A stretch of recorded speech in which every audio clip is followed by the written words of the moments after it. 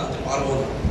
আমাদের ভবিষ্যৎ প্রজন্ম যারা বড় হচ্ছে, যারা স্কুল কলেজ বিশ্ববিদ্যালয়ে পড়াশোনা করছে, তাদের জন্য কিছু করার কোনো সুযোগ হবে না যদি না এই বাংলাকে ভারতীয় জনতা পার্টির নেতৃত্বাধীন সরকারের হাতে তুলে দেওয়া যায়। আমি আবারও এর সঙ্গে রাজনীতিকরণ করতে চাই না, রাজনীতির কথা জুড়তে চাই না, কিন্তু এই একটি বিষয় পশ্চিমবঙ্গকে নাড়িয়েছে। পশ্চিমবঙ্গের বিবেক জাগ্রত হয়েছে। আজকে আমাদের পথে ঘাটে মায়েরা বোনেরা নেমেছে এবং এই আন্দোলন একটা গণ আন্দোলনে পর্যবসিত হয়েছে।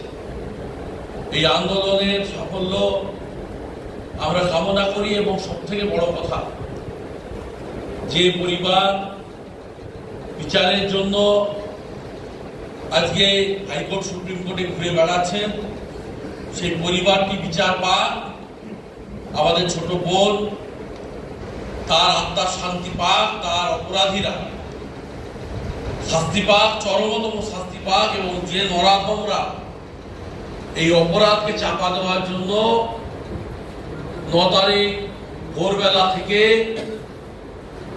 দেহকে অতি দ্রুত সংস্কার করে দ্বিতীয়বার ময়না তদন্তের সুযোগটা পর্যন্ত দেয়নি, যারা পরিকল্পিতভাবে যেখানে ঘটনা ঘটেছিল তার পাশের পাঁচিল ভেঙে ঘটনাস্থলকে নষ্ট করার চেষ্টা করছিল, প্রমাণ লোপাট করার চেষ্টা করছিল, এবং 14 তারিখ রাত্রি ঠিক 12টার সময় কয়েক হাজার সংগঠিত অসভ্য বর্বরদের নিয়ে যারা আরজিকর হাসপাতালে আক্রমণ করেছিলেন, তাদের সকলের শাস্তি হলে আমাদের এই বোনটি তার আত্মার শান্তি পাবে।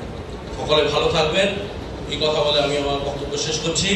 ভারত মাতা কি, ভারত মাতা কি, ভারত মাতা কি। এতক্ষণ আমরা আলোচনা করলাম, অনেক কিছু শুনলাম। আমি কিছু বরণ করার জন্য আমি আমাদের সঞ্জীব